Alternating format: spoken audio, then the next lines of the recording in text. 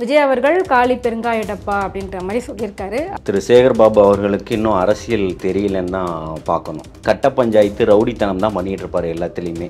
அதே மாதிரி இதை நினச்சிட்டாரு. அவங்க கட்சிக்கு ஒன்றுன்னு பார்த்தீங்கன்னா காசை கொடுத்து ஆட்களை அள்ளிக்கிட்டு போய் எல்லா இடத்துலையும் நிறுத்துவாங்க. இது எதுவுமே இல்லாமல் ஒரு மிகப்பெரிய ஒரு தன்னெழுச்சியாக வந்து நிற்கக்கூடிய ஒரு கூட்டமாக இருக்குது. இன்னைக்கு தமிழக வெற்றி கழகத்தினுடைய தலைவர் தளபதி அவர்களுடைய மாநாட்டுக்கு இத்தனை லட்ச பேர் வந்து நிற்கிறான்னா இவங்க எல்லாமே திமுக அண்ணா திமுகவுக்கு ஓட்டு போட்டவங்க தான்றதை சேகர் பாபு மறந்துட்டாரா? அங்கே மாநாடுல 3 நாளைக்கு முன்னாடியே நாங்கள் மாநாட்டு திடல்லையே இருந்தவன் நான். எத்தனை குடும்பமாக இரவும் பகலுமாக வந்து உட்கார்ந்துருந்தாங்கன்றது எனக்கு தெரியும். அவசர ஊர்திக்காரங்க கூட போய் சண்டை போட்டுக்கிட்டு இருக்காங்கன்னா அவருடைய மனநிலை எந்த மாதிரி பாதிக்கப்பட்டிருக்குன்றதை நீங்கள் புரிஞ்சுக்க வேண்டாமா? உதயநிதி சினிமா செய்திகள்லாம் பார்க்கறது இல்லைன்னு உங்களுக்கான மாற்றத்தை கொண்டு வர போகிறது நீங்கள் சொன்ன அதே சினிமா செய்தி தான். நீங்கள் அங்கே மாநாடு போட்டு முடித்து மறுநாள் காலையில் 10 மணிக்கு அறிவாலயத்தில் கூறுறீங்க செய்தி தொடர்பாளர்கள் வாங்க, ஊடகவியலாளர் வாங்க. ஊடகவியலாளர்களா எல்லாம் பேச்சு போட்டியில் கலந்துக்கிட்ட பசங்களை கொண்டு வந்து உட்கார வச்சு திமுகவுக்காக பேசுங்கன்னு அனுப்புறீங்க. கொஞ்ச நாளைக்கு முன்னாடி ஒரு நடிகை பேசியிருக்காங்களே ஸ்டாலின் அங்கிள்னு, அப்போ உங்களுக்கு குழுன்னு இருந்ததா? கலப்பு திருமணம் பண்ணிக்கிறீங்களா, காதல் திருமணம் பண்ணிக்கிறீங்களா, எங்க ஆபீஸ்க்கு வாங்க அப்படின்னு கம்யூனிஸ்ட் கட்சியை சேர்ந்த சண்முகம் அவர்கள் வந்து ஒரு அறிக்கை விட்டிருந்தார். அதை தொடர்ந்து இப்ப அண்ணாமலை அவர்களும் வந்துட்டு அந்த மாதிரி ஒரு விஷயத்த சொல்லியிருக்காரு, எங்க கட்சி ஆபீஸுக்கு வாங்க அப்படின்னு.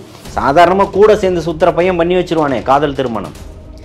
பண்றது பெரிய விஷயம் இல்ல சார். காதல் திருமணம் பண்ணிட்டதுக்கு அப்புறமா வரக்கூடிய பிரச்சனைகள் உயிர் கூட உத்தரவாதம் இல்லை அப்படின்றாங்க. பிஜேபியும் போய் துப்பாக்கி ஏந்திய போலீஸோட அவங்க வீட்டு வாசல்ல நின்றுட்டு இருக்குமா?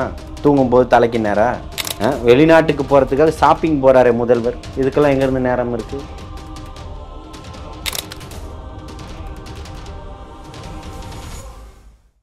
ஜம்பவா நேர்களுக்கு வணக்கம். இன்றைய நேர்காணலில் நம்மோடு இணைந்திருக்கிறார் தாவேகாவினுடைய ஆதரவாளர் திரு ஜலீல் அவர்கள். வாருங்கள் பேசுவோம். வணக்கம் சார். வாழ்த்துக்கள் சார். இப்போ தாவேகா மாநாடு முடிஞ்சது. நிறைய பக்கத்துல இருந்து பல கட்ட விமர்சனங்களை எல்லா கட்சி தரப்புலதும் நீங்க ஃபேஸ் பண்ணிட்டு தான் இருப்பீங்க. குறிப்பாக இன்னைக்கு சேகர் பாபு அவர்கள், அமைச்சர் சேகர் பாபு அவர்கள் என்ன பேசியிருக்காரு அப்படின்னா, விஜய் அவர்கள் காலி பெருங்காய டப்பா அப்படின்ற மாதிரி சொல்லியிருக்காரு. அவருடைய மவுஸ் வெளியே தெரிஞ்சு போச்சு, அவ்வளோதான், இன்னும் கொஞ்ச நாள்ல அவருக்கான இது தெரிஞ்சு போயிடும் அப்படின்ற மாதிரிலாம் பேசியிருக்காரு. ஸோ அதை பற்றி உங்கள் கருத்து என்ன? இல்லை, அதாவது திரு சேகர் பாபு அவர்களுக்கு இன்னும் அரசியல் தெரியலன்னு தான் பார்க்கணும். அதாவது பல லட்ச மக்கள் வந்து தன்னெழுச்சியாக வரக்கூடிய கூட்டம், காசு பணம் எதுவுமே பார்க்காம சாப்பாடு கூட இல்லாமல் அந்த இடத்துல வந்து தன்னெழுச்சியாக வந்து நிற்கக்கூடிய ஒரு கூட்டத்தை பார்த்துட்டு காலி பெருங்காய டப்பான்னு சொல்லக்கூடியது அரசியல் தெரியல, அது அரசியலுடைய முதிர்ச்சி இல்லை அப்படின்றது தான். அவர் வந்து கட்ட பஞ்சாயத்து ரவுடித்தனம் தான் பண்ணிகிட்டு இருப்பார் எல்லாத்துலேயுமே. அதே மாதிரி இதை நினச்சிட்டாரு. அவங்க கட்சிக்கு ஒன்றுன்னு பார்த்தீங்கன்னா காசை கொடுத்து ஆட்களை அள்ளிக்கிட்டு போய் எல்லா இடத்துலையும் நிறுத்துவாங்க. இது எதுவுமே இல்லாமல் ஒரு மிகப்பெரிய ஒரு தன்னெழுச்சியாக வந்து நிற்கக்கூடிய ஒரு கூட்டமாக இருக்குது. விக்கிரவாண்டி போல் இருக்காது, அது வந்து ஒரு புதுசாக ஒரு கட்சி ஆரம்பிச்சிட்டாங்கன்றதுக்காக வந்த கூட்டம். இனிமேல் அப்படி ஒரு கூட்டம் வராது. அதையும் தாண்டி பல லட்சங்கள் கூட்டங்கள் இங்கே வந்துடுச்சு. அதை விட இன்னும் சிறப்பாக வந்து கூட்டத்தை நடத்தி முடிச்சிட்டாங்க. மாநாடு நடந்து முடிஞ்சிருச்சு. அப்பேற்பட்ட சூழலில் அவருடைய பேச்சு அப்படி தான் நான் பார்க்குறேன்.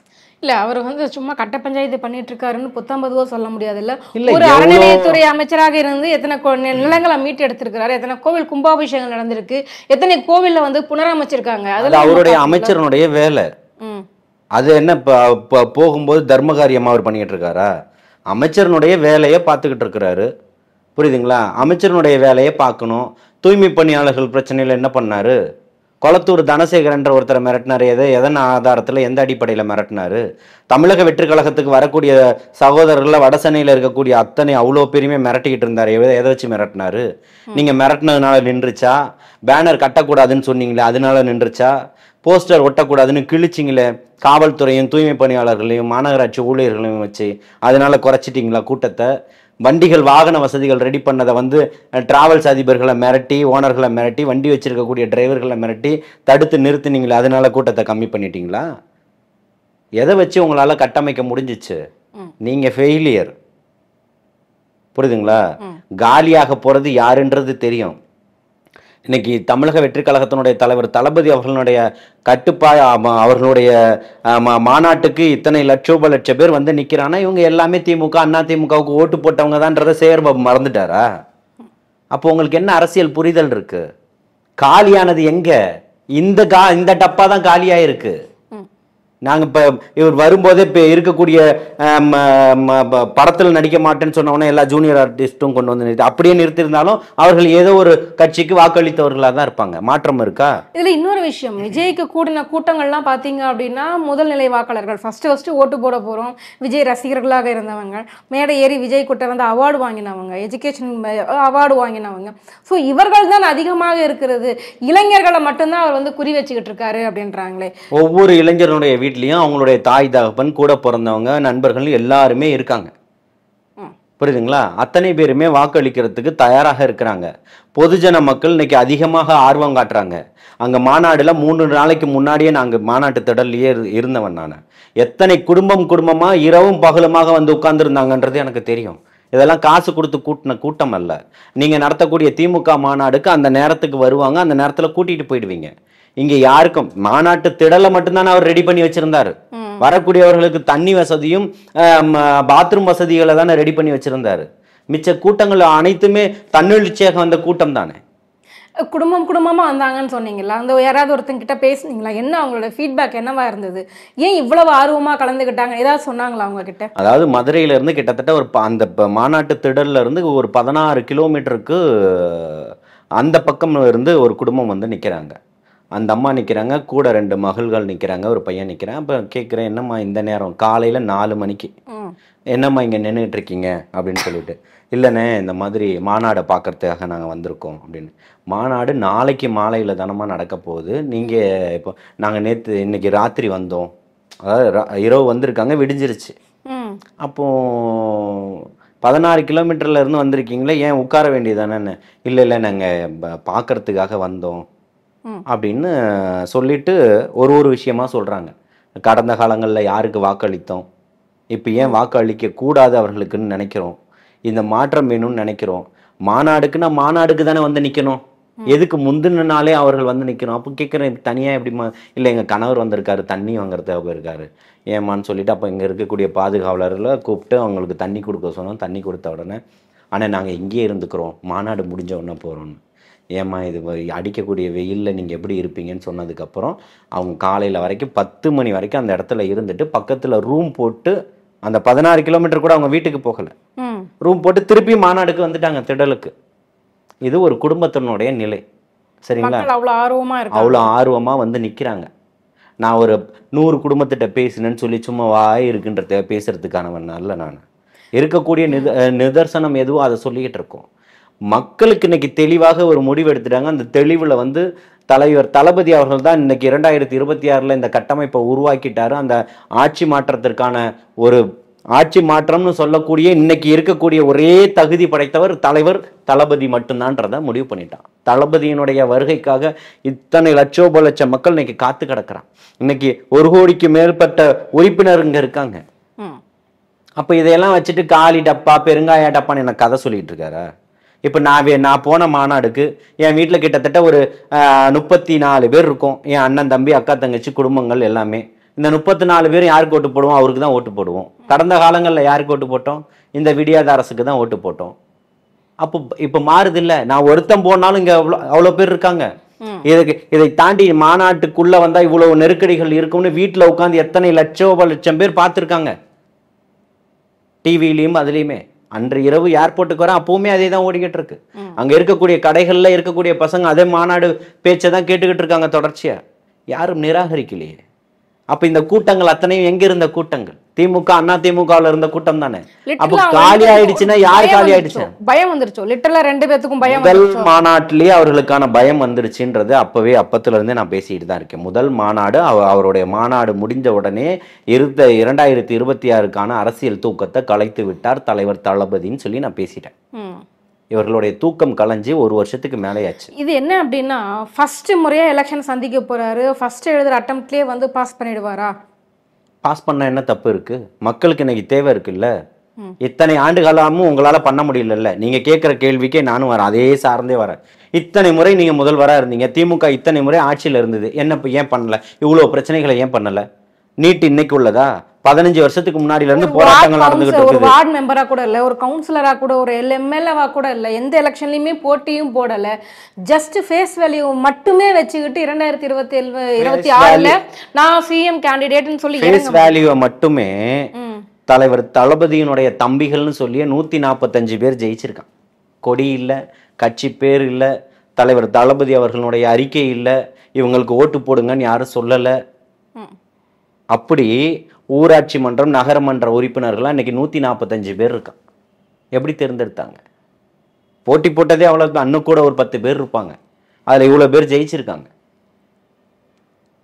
அப்படிதான் அதை பார்க்கணும், அதை தான் கட்டமைக்கணும். இந்த மாற்றம் வேணும்னு நினைக்கக்கூடியதுக்கு காரணமே அதுதான். இங்கே மிகப்பெரிய ஒரு மாற்றம்ன்றது ஒன்று உருவாயிடுச்சு. இங்கே தேவைகள் என்னென்னன்றது எல்லாருக்குமே தெரியும். தேவைகளுக்காக வந்து நிற்கிறவர் தான் இன்னைக்கு தளபதியாக இருக்கிறாரு. அதனால தான் இன்னைக்கு மக்கள் இவ்வளோ ஒரு கூட்டத்தை அங்கே வந்து பார்க்க முடியுது. கண்டிப்பா. இப்போ சமீபத்தில் எடப்பாடி அவர்களுடைய பிரச்சாரத்தை பார்த்துருப்பீங்க. ஒரு ஆம்புலன்ஸ் கூட வந்து சண்டை போட்டது, அதனுடைய பிரச்சாரங்கள், இதெல்லாம் பற்றி பார்க்கும்போது உங்களுக்கு என்ன தோணுது சார்? உண்மையாக அவங்களுக்கு வந்து ஒரு விதமான எரிச்சல் உண்டாயிடுச்சு. அதாவது நம்மளுடைய தோல்வியை வந்து அவர்களால் வெளிப்படுத்த முடியல. ஒரு அவசர ஊர்திக்காரங்க கூட போய் சண்டை போட்டுக்கிட்டு இருக்காங்கன்னா அவருடைய மனநிலை எந்த மாதிரி பாதிக்கப்பட்டிருக்குன்றதை நீங்கள் புரிஞ்சுக்க வேண்டாமா? இது திமுகவுடைய ஒரு திட்டம். வேணும்னே எங்க இது நடத்தும் போது காலியா ஆம்புலன்ஸ் உள்ள அனுப்புறாங்க, அதுல பேஷண்ட் கூட கிடையாது. நான் என்ன சொல்றேன்னா, பேஷண்ட் இல்லைன்னா பேஷண்ட்டை பிக்கப் பண்றது கூட போகலாம் இல்லையா? ஆம்புலன்ஸ் இப்போ நான் ஏதோ ஒரு இடத்துல எனக்கு அவசர ஊர்தி தேவைப்படுது, என்னை பிக்கப் பண்ணும்போது ரோட்ல இருக்கக்கூடிய இன்னொருத்தர் அடிச்சு போட்டா வண்டியில எடுத்துட்டு வருவாங்க, காலியாக தான் போவோம். அதெல்லாம் இங்கே பாருங்க, விமர்சனம்ன்றதுக்காக எல்லாத்தையும் விமர்சனம் பண்ணிட்டு போயிடக்கூடாது. வாய் இருக்குன்றதுக்காக இவர்கள் ஆண்டவர்களும் ஆண்டுகிட்டு இருக்கக்கூடியவர்களும் அப்படிப்பட்டவர்கள் தான். புரியுதுங்களா? இன்னைக்கு ரொம்ப தெளிவான ஒரு பார்வையில் வரக்கூடியது தமிழக வெற்றிக் கழகம் மட்டும்தான். இன்னைக்கு இவர் சொல்றாரு பாருங்க, நம்ம உதயநிதி சினிமா செய்திகள்லாம் பார்க்கறது இல்லைன்னு. உங்களுக்கான மாற்றத்தை கொண்டு வர போகிறது நீங்கள் சொன்ன அதே சினிமா செய்தி தான். புரியுதுங்களா? நீங்கள் அங்கே மாநாடு போட்டு முடிச்சு மறுநாள் காலையில் 10 மணிக்கு அறிவாலயத்தில் கூறுறீங்க, செய்தி தொடர்பாளர்கள் வாங்க, ஊடகவியலாளர் வாங்க. ஊடகவியலாளர்களா? எல்லா பேச்சு போட்டியில் கலந்துக்கிட்ட பசங்களை கொண்டு வந்து உட்கார வச்சு திமுகவுக்காக பேசுங்கன்னு அனுப்புறீங்க. அவங்க அதனுடைய புகைப்படங்கள் வெளியே இருக்கு பாருங்க. இந்த தனியார் தொலைக்காட்சிகளில் அந்த தமிழ் பேச்சு அது இதுன்னு ப்ரோக்ராம் இருக்கும் இல்லைங்களா? அதை பற்றி பேசக்கூடிய பசங்களை எல்லாத்தையுமே தேர்வு செஞ்சு எடுத்து நீங்க வந்து விஜய்க்கு எதிராக பேசுங்க, பேச்சாளர்களை உருவாக்கிக்கிட்டு வாடகைக்கு வாங்கிட்டு வந்துட்டு இருக்கீங்க. பேசக்கூடிய பசங்களுக்கு திமுகவுல உதயநிதி ஸ்டாலின் வந்த பிறகு பாத்தீங்க, திமுகல இத்தனை ஆண்டுகளா இருக்கக்கூடிய கட்சியும் கொள்கையும் தெரிந்தவர்களை வச்சு உங்களால பேச முடியலையே. அடுத்த ஜெனரேஷனுக்கு வாய்ப்பு கொடுக்குறாங்க சார். அடுத்த ஜெனரேஷனுக்கு நீங்க சொல்றீங்கல்ல மாற்றம் வந்துருச்சு, விஜய் அவர்கள் மாற்றத்தை கொண்டு வர்றாரு. ஏன் அந்த கட்சியில ஒரு மாற்றமா இருக்கட்டும். இந்த அமைச்சரவையில எத்தனை ஜெனரேஷனுக்கு வாய்ப்பு கொடுத்துட்டீங்க? எந்த புது ஜெனரேஷனுக்கு எத்தனை பேருக்கு வாய்ப்பு கொடுத்துட்டீங்க? அப்படியெல்லாம் இல்லை. அதெல்லாம் பொத்தாம் பொதுவாலாம் பேசி உங்களால கடந்து போக முடியாது. இருக்கக்கூடிய சமூக நீதினு சமூக நீதியோட நடந்துக்கிறீங்களா? உங்க ஆட்சியில தான் ஒட்டுமொத்த அவலங்களும் இன்னைக்கு நடந்துகிட்டு இருக்கு. அதிமுக ஆட்சியில தான் அப்படி நடந்து பார்த்தா அதை விட நாங்க ஒரு படி மேல நிக்கிறீங்க. நீங்க சிறுபான்மையினருக்கு நல்லது நடந்துருச்சா? எல்லாருமே கத்திக்கிட்டு தானே இருக்காங்க. அப்ப இங்க யார் இருக்கிறா? இன்னைக்கு நீங்க வாடகைக்கு அந்த பிள்ளைங்களை கூப்பிட்டு நீங்க பேசுறதுக்கு தயார் பண்ணிக்கிட்டு இருக்கிறீங்க. அப்படின்னு பாத்தீங்க அப்படின்னா, மாநாட்டுல வந்துட்டு ஆணவ கொலைகள் பத்தி எல்லாம் விஜய் அவர்கள் பேசுவாரு அப்படின்னு எல்லாருமே எதிர்பார்த்திருப்பாங்க. ஆணவ கொலைகளுக்கு சட்டம் இயற்றுவதற்கு ஆதரவு தெரிவிச்சவர் தலைவர் தளபதி அவர்கள். புரியுதுங்களா? அதுலலாம் மாற்றம். அங்க பேசல இங்க பேசலன்றதெல்லாம் சும்மா இவங்க. நான் என்ன கேட்கிறேன், பேசுனதுக்கு பதில் சொல்லுங்களேன். ஏன் கடந்து போறீங்க? பேசியிருக்காருல இத்தனை விஷயம். அங்கிள்னு சொல்லிட்டாரு. அங்கிள்னு சொன்ன மிகப்பெரிய குத்தமா? உங்க வீட்டுக்கு வந்தா உங்களுடைய குழந்தை என்ன எப்படி கூப்பிடும்? கிண்டல் பண்ணிட்டீங்களா? மரியாதை இல்லாம பேசிட்டீங்களா? இப்போ உங்க குழந்தை என்ன வந்து அங்கிள் மினிஸ்டர் அப்படின்னு சொல்லிட்டீங்க. மிஸ்டர் பிரைம் மினிஸ்டர்னு சொன்னதுல எனக்கு மிஸ்டர்ன்றதுக்கு மீனிங் என்ன? இல்ல ஒரு உயர் பதவியில இருக்காங்க, நீங்க எப்படி மிஸ்டர்னு கேப்பீங்க? மிஸ்டர்னு சொல்லக்கூடாதா? இல்ல நான் சொல்லல, அப்படின்னு அவங்க சொல்றாங்க. ஐயான்னு குறிப்பிடக்கூடாதுன்னு அரசியல் சாசன சட்டம் சொல்லுது. யாரையும் ஐயான்னு குறிப்பிட வேண்டாம் அப்படின்றதுமே சொல்லுது. எந்த கட்டாயமும் இல்லை. ஒரு காவல் நிலையத்துக்கு போறீங்க, உயர் பதவியில இருக்க ஒரு கமிஷனர் ஐயான்னு கூப்பிடும். மரியாதை இருக்கணும். இப்போ இங்க வெளிநாட்டுக்கார இங்க வந்தா நான் ஐயானை கூப்பிடுவான், மிஸ்டர் கமிஷனர் தான் சொல்லுவான். அப்ப அதை ஏத்துப்பீங்களா? கொஞ்ச நாளைக்கு முன்னாடி ஒரு நடிகை பேசியிருக்காங்களே ஸ்டாலின் அங்கிள்னு, அப்போ உங்களுக்கு குழு குழுன்னு இருந்ததா? எப்படி? அதை கேட்டு ரசிச்சீங்கல்ல. ஒரு சிஎம் வந்து கூப்பிட்டுட்டாங்க. ஒரு காலை உணவு திட்டத்துல ஒரு குழந்தை சொல்லுது தாத்தான்னு சொல்லுது, தாத்தான்னு சொல்லாது அப்பான்னு சொல்ல. அப்பாவா நீங்க? யாருக்கு யார் அப்பா? நீங்க ஏன் சார் அம்மான்னு ஒருத்தங்களை ஏத்துக்கும் போது ஏன் சார் அப்பான்னு ஒருத்தங்களை ஏத்துக்க மாட்டீங்களா? அம்மான்னு எல்லாரையும் கூப்பிடலாம். சாலையில போகக்கூடியவங்க, தெரிஞ்சவங்க, பாக்குறவங்க அத்தனை பேரும் அம்மா இங்க வாங்கம்மா, இப்படி போங்க அப்படின்னு சொல்லலாம். அம்மா எனக்கு தண்ணி தாங்க. ஒருத்தர் போய் அப்பா எனக்கு தண்ணி கொடுங்கப்பா, அப்பா ஓரமா போங்கன்னு நீங்க யாரையா சொல்லியிருக்கீங்களா? நீங்க சொல்லுங்க, நெறியாளர் தானே. உங்க வாழ்க்கையில எத்தனையோ பேர் சாலையில போறவங்களோ இல்ல தெரிஞ்சவங்களோ பக்கத்துல இருக்கக்கூடியவங்களையோ எத்தனையோ பேரை நீங்க கூப்பிட்டுருப்பீங்க அம்மான்னு சொல்லி. எல்லாத்தையும் நீங்க அப்பான்னு கூப்பிட்டேன்னு சொல்லுங்க. அப்படி சொல்ல முடியாது. அப்புறம் ஏத்துக்க முடியாத ஒரு விஷயத்தை நிர்பந்திக்கிறீங்கன்னு கேக்குறீங்க. ஆட்சி உங்களுக்கு எல்லாம் நான் அப்பா மாதிரின்னு அவர் சொல்லியிருக்கிறாரு. ஸ்டாலின் அவர்கள் சொல்லியிருக்கிறாரு. இது அப்பாவோட ஆட்சி. என்ன சொல்றது? அங்கிள் அப்பா மாதிரின்னு சொல்லல, அதுக்காக பல கோடிகளை செலவு பண்ணி விளம்பரம் பண்ணிருக்கீங்க அப்பா அப்பான்னு சொல்லிட்டு. அது உணர்வா சொல்லக்கூடிய வார்த்தைகள், புரியுதுங்களா? உணர்வா. அதாவது நீங்க 1000 பண்ணுங்க, அந்த நம்ம அமெரிக்க அதிபரை ஒரு வார்த்தை சொல்லி இப்போ வலைதளங்களில் செக் பண்ணால் உடனே அவர் ஃபோட்டோ வருதுன்னு சொல்லுவாங்க. ஈடியட்னோ ஏதோ ஒன்று போட்டோன்னா உடனே இவரோட புகைப்படம் தான் வருது அப்படின்ற மாதிரி எல்லாமே இருந்தது. அவங்கவுங்க கட்டமைக்கிறது. நீங்கள் எப்படி நடந்துக்கிறீங்களோ அப்படி அவங்க கூப்பிட போகிறாங்க. அங்கிள்னு சொன்னதில் எந்த இது என்ன பேசக்கூடாது, தேச குற்றமான ஒரு வார்த்தையா? கேட்கக்கூடாதா? குடும்பத்தில் எல்லாம் நிராகரிக்கக்கூட வார்த்தைகளா? உங்கள் குழந்தைகள் என்னை கூப்பிட்டுருச்சுன்னா நான் வந்து உடனே டென்ஷன் ஆயிடுவேனா? அவரு சிஎம் எதுவுமே இது பண்ணலையே. கூட்டணி கட்சிகள் தானே கத்துறீங்க. ஏன் கத்துறீங்க அவ்வளோ பாசமா திமுக மேல? இருக்கலாமே, உடன்பிறப்புகள் தானே.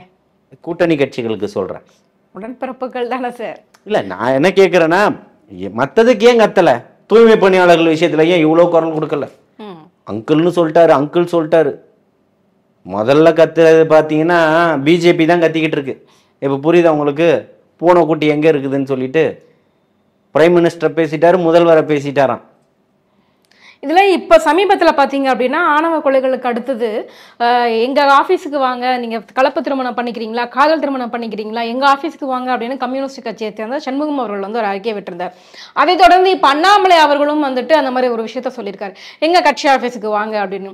இதெல்லாம் உண்மையாலுமே ஆணவ கொலைகளுக்கு ஒரு முன்னெடுப்புன்னு அப்படின்னு எடுத்துக்கலாமா சார்? ஒரு காதல் திருமணத்தை வந்து ஊக்குவிக்கிறாங்க கட்சிகள் சார்பில், இது ஒரு மாற்றத்தை ஏற்படுத்தும் அப்படின்னு நினைக்கிறீங்களா? இல்லை, காதல் திருமணங்கள்ன்றது வந்து போகிறது எல்லாருமே கட்சி அலுவலகத்துக்கு போய் காதல் திருமணம் நடத்துறது இல்லை. 10 நண்பர்கள் இருந்தாங்கன்னா திருமணத்தை நடத்தி வச்சுருவாங்க. புரியுதுங்களா? நான் எத்தனையோ என்னுடைய நண்பர்களுக்கு காதல் திருமணத்தை நடத்தி வச்சுருக்கிறேன். புரியுதுங்களா? அப்படி இருக்கும்போது இது கட்சி அலுவலகம் இவங்க வந்து ஒரு பிராண்டிங்கை தேடிக்கிறாங்க, ஒரு விளம்பரத்தை தேடிக்கிறாங்க. எங்கள்கிட்ட வாங்க அப்படின்னு சொல்கிறது வந்து ஒரு இவங்களுக்கான ஒரு பிராண்டை உருவாக்கணும்னு நினைக்கிறாங்க. இத்தனை ஆண்டுகள் ஏன் பண்ணலை? சாதாரணமாக கூட சேர்ந்து சுற்றுற பையன் பண்ணி வச்சிருவானே காதல் திருமணம். பண்றது பெரிய விஷயம் இல்ல சார். காதல் திருமணம் பண்ணிட்டதுக்கு அப்புறமா வரக்கூடிய பிரச்சனைகள் உயிர் கூட உத்தரவாதம் இல்லை அப்படின்றாங்க. பிஜேபியும் போய் துப்பாக்கி ஏந்திய போலீஸோட அவங்க வீட்டு வாசல்ல நின்றுட்டு இருக்குமா? தூங்கும் போது தலைக்கு நேரா? என்னங்க நீங்க சும்மா எதனா அவங்க இப்பவும் சொல்றேன், விளம்பரம் தேடிக்கிறது 1000 விஷயங்கள் பேசிக்கிட்டு இருக்காங்க, பண்ணிக்கிட்டு இருக்காங்க. இவங்க அவங்க ஃபுல்லா அவங்கள காப்பாத்திடுமா? இல்ல ஒரு கட்சி பேக்ரவுண்ட் இருக்கு அப்படின்னும் போது கொஞ்சமாவது பயப்பட மாட்டாங்களா? என்ன பண்ணுவாங்க? பண்றவன் அத்தனையுமே பண்ணிடுவான். தேசிய கட்சியினுடைய மாநில தலைவரையே படுகொலை செய்யறீங்க. கட்சி பேக்ரவுண்ட் இல்லையா அண்ணன் ஆம்ஸ்டாங் அவர்களுக்கு? அப்புறம் இந்த சின்ன பசங்களுக்கு நீங்க என்னத்தை கொடுத்துருவீங்க? எல்லாத்தையுமே இன்னைக்கு எங்க இருந்து ஆரம்பிக்கணும்னு நினைக்கிறீங்க? அப்ப என்னதான் சொல்யூஷன்? இந்த மாதிரியான கொலைகளுக்கு என்னதான் ஒரு சொல்யூஷன்? மக்களுக்கு தானாக ஒரு விழிப்புணர்வு வந்து ஒரு சமூக அக்கறையும் சமூக நீதியும் அவங்களுக்கு ஏற்பட்டாதான் உண்டு. கவர்மெண்ட் சார்பில் இருந்து விழிப்புணர்வு ஏற்படுத்திட்டே இருப்பாங்க. தனி மனிதன் மாறலைன்னா நம்ம என்ன பண்ண முடியும்? இல்ல அதை நீங்க அதிகப்படுத்துங்கன்னு சொல்றோம். நீங்க தனி மனிதன் மாறலைன்னா இப்போ நீங்க வந்து ஒரு அப்பாவா சொல்றேன், குடிக்கு அடிமையாக கூடாது, போதையின் பாதையை தேடக்கூடாது சொன்னாரா இல்லையா? எத்தனை கடையை மூடுனீங்க? வந்தோடனே 500 கடை மூடுறேன்னாங்க. 500 கடையா? 434 கடை புதுசாக திறந்துருக்கீங்க. டேட்டாஸ் இருக்கு. நீங்க எத்தனை கடையை மூடுனீங்கன்னு கேட்குறேன். போதையின் பாதையை தேடாதீங்க, ஓடாதீங்க, விளம்பரம். ஒட்டு மொத்தமா விளம்பர அரசியல் தானே பண்ணிக்கிட்டு இருக்கீங்க. நாங்க ஒரு 1000 கடையை மூடிட்டோம் அப்படின்னா இந்த கடையை மூணுனா அந்த கடையில் போய் குடிக்க போகிறோம். குடிகாரனுடைய மறுவாழ்வுக்கு என்ன பண்ணீங்க? ஒரு இடத்துல கிண்டியில் வச்சுக்கிட்டு வாங்க வாங்கன்னு அதை போய் மாசுவை போய் ஆய்வு பண்ண சொல்லுங்க. எத்தனை பேர் திருத்திருக்கீங்க இது வரைக்கும்? இந்த 4 வருஷத்துல 10 பேரை 4 பேரை காட்டுங்க திருத்திட்டோம். சும்மா இல்லாதவனா நடிக்க வைக்கலாம். இவர் இருந்தார், நாங்கள் திருத்திட்டோம் இந்த 50 பேருக்கு வாழ்க்கை கொடுத்துருக்கோம்னு சொல்லிட்டு குடிகாரர்களாக இருந்து அவங்களுடைய நல்வாழ்வு மையத்தில் போயிட்டு அவங்க இருந்து அதிலிருந்து வெளியில் வந்ததுக்கு பிறகு அவங்களுக்கு அரசு வேலை கொடுப்பாங்களாம். கொரோனா காலகட்டத்தில் தன்னுடைய உயிரையும் பார்க்காம குழந்தைகளையும் பார்க்காம கணவனையும் பார்க்காம பெற்றவங்களையும் பார்க்காம சாலையில் இறங்கியும் ஒட்டுமொத்த வேலைகளையும் செஞ்ச தூய்மை பணியாளர்கள் ரோட்டில் படுத்து கிடக்குறாங்க. அவங்களுக்கு வேலை தந்துருவேன்னு சொல்லி வாக்குறுதி கொடுத்துருக்கீங்க. வாரத்தில் ஒரு நாள் விடுப்பு தருவேன்னு சொல்லியிருக்கீங்க. தூய்மையாளர்கள் நலன்ற தலைப்புல ஒரு அறிக்கையை வெளியிட்டிருக்கீங்க. அவள்கிட்ட கருத்து கேட்டு உங்களுடைய தேர்தல் அறிக்கையில் அதை ஒரு அறிக்கையை கொண்டு வந்திருக்கீங்க. அதையே உங்களால் காப்பாற்ற முடியல. அப்போ ஏன் மேலும் மேலும் ஏன் பொய்யே சொல்லிக்கிட்டு இருக்கீங்களே? என்ன காரணம்? உங்களால் இன்னுமே பொய் தான். பஸ் ஏதோ தனியாருக்கு விட்டாச்சு, விட்டீங்கல்ல. ஒவ்வொரு துறையும் இந்த தூய்மை பணியாளர்கள் தனியாருக்கு கொடுத்துட்டீங்க. மின் வாரியத்தை கொடுக்க போறதா பேச்சு நடந்துகிட்டு இருக்குது. மத்திய அரசாங்கம் அவங்க பங்குக்கு எல்லாம் ஆர்பரை தனியார் மயக்கிட்டு இருக்கிறாங்க, ஏர்போர்ட்டை வித்துக்கிட்டு இருக்காங்க, எல்லா வேலையும் அவங்க பார்த்துக்கிட்டு இருக்கிறாங்க. கேஸ் எடுக்கிறதுக்கு அனுமதி, அதை பண்ண போறோம் இதை பண்ண போறோம்னு சொல்லிட்டு இப்படி தொடர்ச்சியாக மக்களையும் மாநில அரசும் இருக்கக்கூடிய ஒன்றிய அரசும் தொடர்ச்சியாக ஏமாத்திக்கிட்டு தான் இருக்கு. இதற்காக தலைவர் தளபதியினுடைய கூட்டத்தை பார்த்து இவர்களால் தாங்க முடியல. இவருக்கு இங்கே போகிறதுக்கு நேரம் இல்லை, இவர் இங்கே வந்தாரா அவர் அங்கே வந்தாரான்னு இவ்வளோ கேள்விகள் கேட்குறீங்க. வெளிநாட்டுக்கு போகிறதுக்காக ஷாப்பிங் போகிறாரே முதல்வர், இதுக்கெல்லாம் எங்கேருந்து நேரம் இருக்குது? இதெல்லாம் காமெடியாக இல்லையா? நீங்கள் பார்ப்பேன், ஒரு முதல்வர்னா முதல்வராக நடந்துக்கங்க. இதுக்கெல்லாம் நேரம் இருக்குது உங்களுக்கு ஒதுக்குறதுக்கு. அத்தனை நாள் 14 நாள் ரோட்டில் படுத்து கிடந்தாங்களே, ஒரு 8 போய் பார்த்தீங்களா? இல்லை கூப்பிட்டு பேசுனீங்களா? ஏமா இப்படி பண்ணுறீங்க, ஆட்சியும் அதிகாரமும் இப்படி இருக்கு, நான் உங்கள் கூட இருக்கேம்மா அப்படின்னு சொல்லி ஒரு ஆறுதல் சொன்னீங்களா? கூலி படத்துக்கு போய் பேசுனீங்களே, கம்யூனிசத்தை போய் பேசுனீங்களே, கம்யூனிஸ்ட் மாநாடுகளில் கியூபா புரட்சியை பற்றி பேசுனீங்களே, என்ன சாதிச்சிட்டீங்க? என்ன கொண்டு வந்தீங்க? ஒன்றுமே இல்லை. இன்னைக்கு வெளிநாட்டுக்கு போகிறதுக்கு ஷாப்பிங் போயிருக்கார், பர்ச்சேஸ் பண்ணுறதுக்கு போயிருக்கார். கண்டிப்பாக 2026 தேர்தலை நோக்கி பல முனை கட்சிகள் பல கட்டங்களில் போராட்டங்கள், அதை தொடர்ந்து பிரச்சாரங்கள் மேற்கொண்டுகிட்டு இருக்காங்க. மக்கள் கையில் தான் தீர்ப்பு இருக்கு, என்ன நடக்க போகுதுன்னு பொறுத்து வந்து பார்ப்போம். எங்கள் கேள்விகளுக்கு ரொம்ப சிறப்பான பதில் சொன்னீங்க சார், ரொம்ப நன்றி. வாழ்த்து.